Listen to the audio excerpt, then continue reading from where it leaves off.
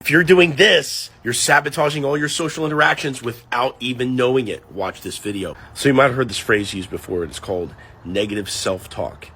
And really the idea behind this phrase is that, when you speak badly to yourself in your mind, you have a bad thought about maybe the way that you look or something that you did that you judge, any kind of entertainment of bad thoughts about yourself in your head is sabotaging your social interaction. Now, what's funny is that in my personal life, I did this all the time up until my mid-30s because I didn't realize that just because I had the thought didn't mean that I didn't have to entertain it. I thought that if I was having the thought, that stimulus was coming from somewhere.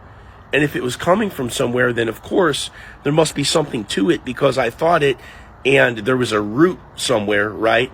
And that there had to be something to it because I thought it. And this totally disregards the fact that our thoughts come from habits and outside stimulus and all these things that can create our thoughts. And so if I have a negative thought about, maybe how I look one day or whatever, let's just say that, I have these thoughts in high school when I really didn't look that good, per se.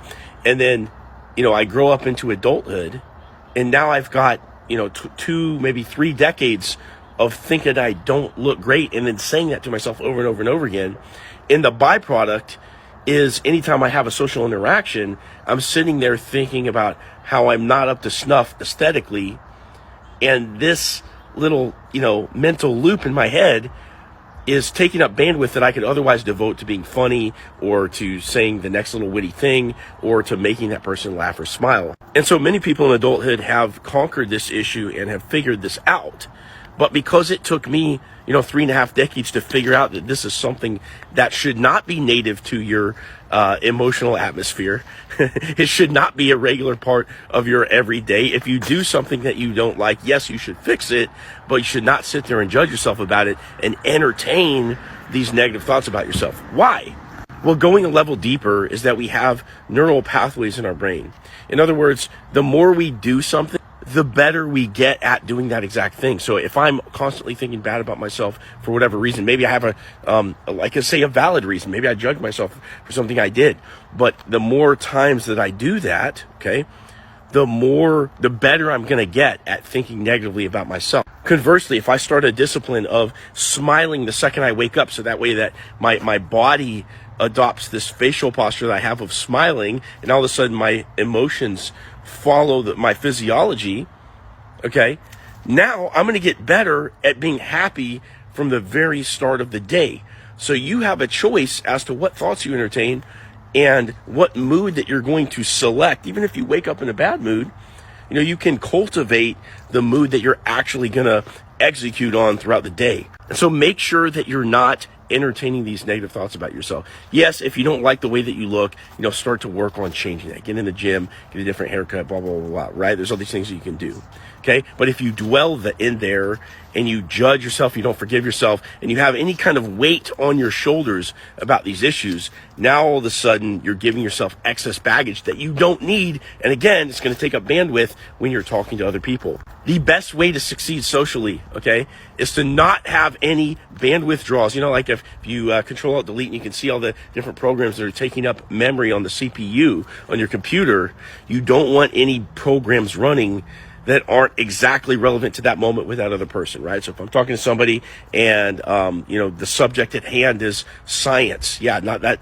spectacular, but I need to have my brain sharp so that way I can talk about science, right? And even if we're just talking about science, maybe there's something going wrong in the room, right? There's something going on in the room that I can look over and notice, and I can crack a joke about that, even though I'm engaged in this discussion about science. But if I have a tab open in my computer thinking about, man, maybe I'm not up to snuff. Oh, I did this thing last week, or I did this thing years ago that I didn't forgive myself for.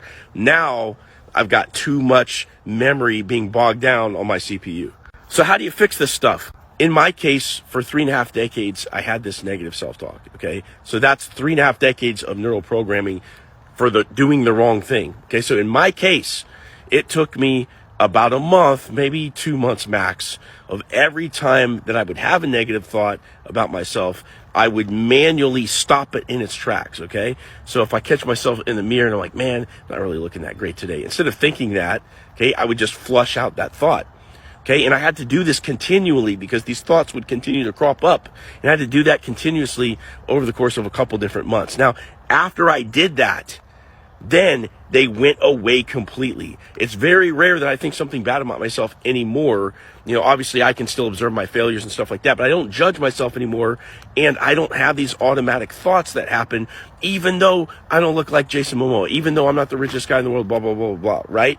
There's things that could be improved, but I don't have these negative thoughts weighing myself down, and I'm way more adept socially because of it. So make sure that you root out negative self-talk when you identify the thought, crush it in its tracks, and develop your awareness through meditation and things of this nature, so that way you can catch your thoughts as they come into your brain, and you can stop them before they continue to take over. Now, if you like what you heard here and you think it makes sense, make sure that you're following my account over here. Click on my profile and hit follow, okay?